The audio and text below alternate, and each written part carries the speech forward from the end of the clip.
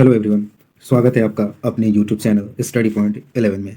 आपको पता होगा कि इस चैनल पर आप लोग के लिए रेलवे ग्रुप डी का टोटल 99 शिफ्ट का प्रीवियस पेपर कराया जा रहा है, चाहे वो साइंस हो या जीके या करंट अफेयर। आपको सारा कंटेंट प्रोवाइड किया जा रहा है। आज की क्लास में हम लोग 22 अगस्त 2022 को जो ग्रुप डी का पेपर हुआ था उसके थर्ड शिफ्ट को आज की क्लास में हम लोग देखेंगे। तो जितने भी नए लोग हैं चैनल को सब्सक्राइब करेंगे, वीडियो को लाइक करेंगे और शेयर भी कर देंगे। तो चलिए आज की क्लास हम लोग शुरू करते हैं। आज की क्लास का पहला प्रश्न है, झारखंड की गुआ खान निम्नलिखित में से किस खनिज से संबंधित है?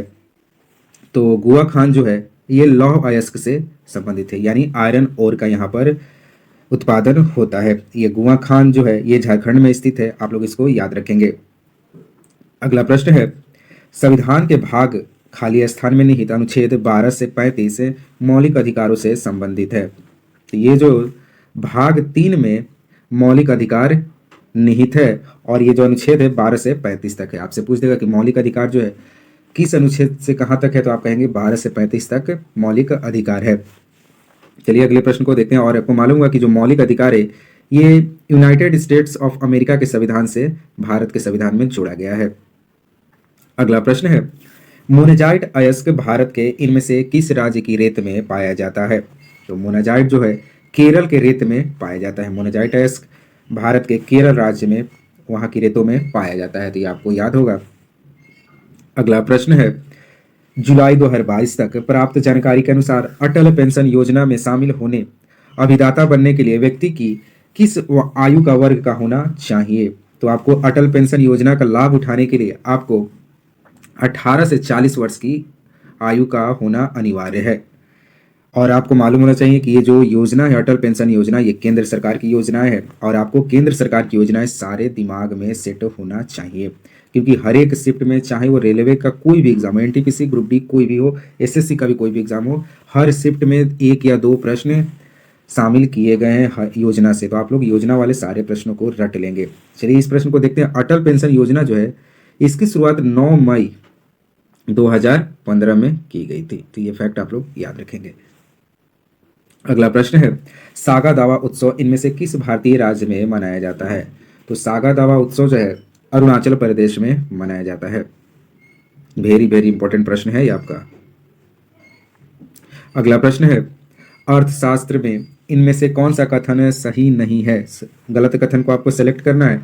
तो लंबे समय में सभी इनपुट नियत फिक्स होते हैं, तो ये बिल्कुल गलत है। सही कथन को हम लोग पढ़ लेते हैं। औसत नियत लागत वक्र की ढलान की ओर होता है, बिल्कुल सही है।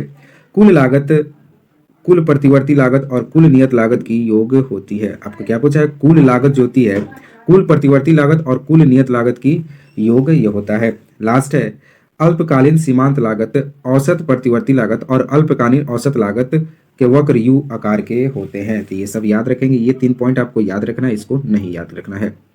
अगला प्रश्न है, 21 से 25 मार्च 2022 के बीच आयोजित दूसरी पैरा शूटिंग चैंपियनशिप 2022 का आयोजन कहाँ किया गया था? तो 2022 में इसका आयोजन नई दिल्ली में किया गया। मैं आपको 25-24 है उसमें बता देता हूँ आयोजन कहाँ किया गया था। 2024 में जो था वो 5वां संस्करण था, आप याद रखेंगे ये 5वां संस्करण है। कब से कब तक? तो 11 से 16 नवंबर तक ये आयोजन हुआ था, ये भी आप याद रखेंगे। और इसका आयोजन जो था पुणे में किया गया था। क्या लिखेंगे? जो 2024 में 5वां संस्करण था पैरा शूटिंग चैंपियनशिप का, उसका आयोजन पुणे में किया गया। पुणे में भी तो कहा? तो शिव छत्रपति स्पोर्ट्स कॉम्प्लेक्स बालेवाड़ी में किया गया था। आप लोग बस पुणे याद रखेंगे। अगला प्रश्न है, जनवरी 2022 में भारत की पहली पैरा बैडमिंटन अकादमी किस राज्य में शुरू की गई है? तो ये प्रश्न तो स्टैटिक का बन गया अब। तो ये जो पहली पैरा बैडमिंटन अकादमी जो है ये उत्तर प्रदेश में शुरू की गई है, आप लोग इसको याद रखेंगे। अगला प्रश्न है, ईसाई धर्म के उस पवित्र ग्रंथ का नाम क्या है जिसके 2 भाग हैं? पुराना नियम जो अनिवार्यतः यीशु के समय काल का हिब्रू ग्रंथ है, और नया नियम जिससे यीशु मसीह और प्रारंभिक चर्च के बारे में लेख शामिल है। तो ये जो पवित्र ग्रंथ है ईसाई का वो हो जाएगा बाइबल। आप लोग देख सकते हैं इसके 2 भाग हैं, पुराना नियम और नया नियम। अगला प्रश्न है, भारत का पहला वन हेल्थ कंसोर्टियम किसने लॉन्च किया? वन हेल्थ कंसोर्टियम ये भारत का पहला है, तो आपको याद रखना होगा। विज्ञान और प्रौद्योगिकी मंत्रालय ने भारत का पहला वन हेल्थ कंसोर्टियम लॉन्च किया था। अगला प्रश्न है, जनवरी 2022 में कौन सा गांव मिजोरम का पहला खुले में शौच मुक्त प्लस गांव ओडीएफ बुक बना था? तो आप बताना है। तो दक्षिण मुबुआंग जो है 2022 में मिजोरम का पहला गांव था जो ओडीएफ मुक्त पाया गया था, यानी शौच मुक्त गांव बना था। अगर आपसे पूछ दे भारत में ऐसा पहला कौन राज्य है जो ओडीएफ मुक्त बना था, तो वो हो जाएगा सिक्किम। सिक्किम भारत का पहला ओडीएफ मुक्त राज्य है और इसकी घोषणा 2016 में ही कर दी गई थी। अगर डेट पूछे तो 27 मई 2016 में इसकी घोषणा कर दी गई थी। सिक्किम 2016 में ही खुले में शौच मुक्त राज्य बन गया था। अगला प्रश्न है, जनवरी 2022 भारतीय प्राणी सर्वेक्षण ने यूनेस्को की विश्व धरोहर स्थल टैग प्राप्त करने के लिए किस राज्य में लिविंग रूट ब्रिज के कुछ ग्रीन नियमों को निर्धारित किया है? तो मेघालय में जो लिविंग रूट ब्रिज है इसको यूनेस्को विश्व धरोहर में शामिल करने के लिए कुछ नियम का निर्धारण किया है, तो इसको तो शामिल कर भी लिया गया है। अगला प्रश्न है, भारत के संविधान, देखिए कितना बड़ा प्रश्न है लेकिन प्रश्न काफी आसान है। भारत का संविधान का कौन सा अनुच्छेद राज्य के नीति निर्देशक तत्वों में से एक को निहित करता है जो यह निर्धारित करता है कि राज्य ग्राम पंचायतों को संगठित करने के लिए कदम उठाएगा और उन्हें ऐसी शक्तियां और अधिकार प्रदान करेगा जो उन्हें स्वशासन की इकाइयों के रूप में कार्य करने के लिए सक्षम बनाने के लिए आवश्यक हो? तो ये सब बातें जो ग्राम पंचायत से रिलेटेड है, यह अनुच्छेद 40 में वर्णित है। और कुछ आपको ग्राम पंचायत से रिलेटेड फैक्ट बता देता हूँ। भारत में जो पंचायती राज था ये 1992 में 73वां संविधान संशोधन के तहत जोड़ा गया था और पहला राज्य था राजस्थान। राजस्थान का नागौर जिला जो था वहां पर सबसे पहले पंचायती राज की व्यवस्था की गई थी। और कब? तो आपका 2 अक्टूबर 1959 में पहली बार पंचायती राज लागू हुआ था, 2 अक्टूबर 1959 में राजस्थान के नागौर जिले में। और पंचायती राज जो था 73वां संविधान संशोधन जो कि 1972 में हुआ था उसके तहत इसका गठन किया गया था। तो ये सारी बातें याद रखेंगे आप।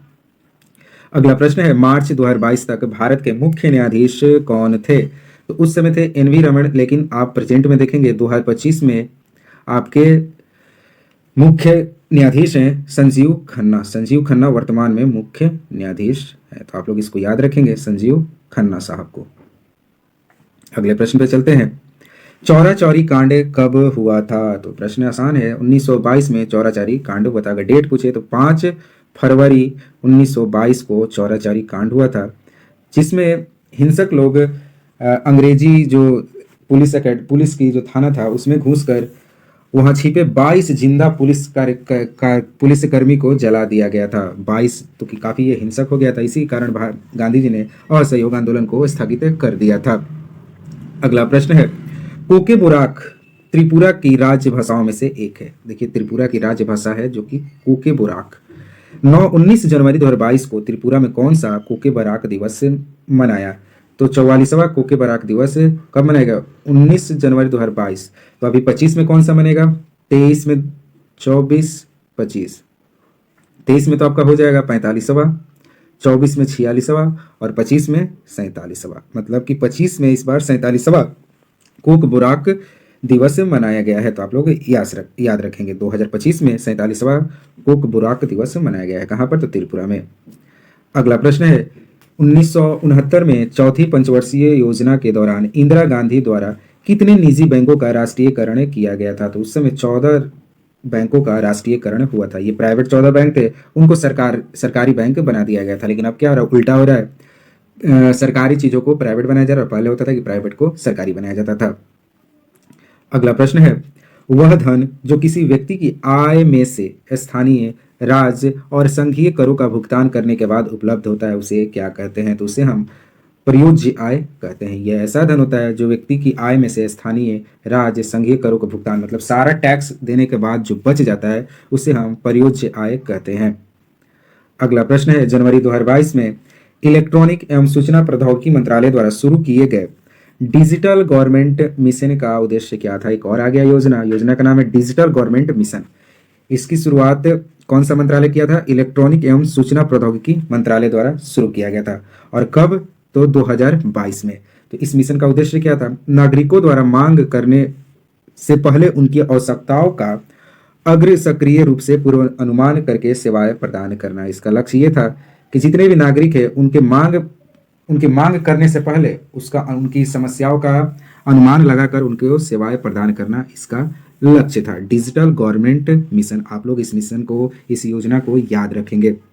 आप लोग को मैं बोला हूं कि जितने भी योजनाएं आती हैं हर एक शिफ्ट में रोज आपको जो भी वीडियो प्रोवाइड किया जा रहा है उसमें से आप एक या दो तो योजना मिल ही जाएंगे, उनको आप एक कॉपी में लिखिए और एग्जाम जब आएगा तो उसके 2-3 दिन पहले लगातार पढ़ दीजिए और 2-3 बार में याद हो जाएगा।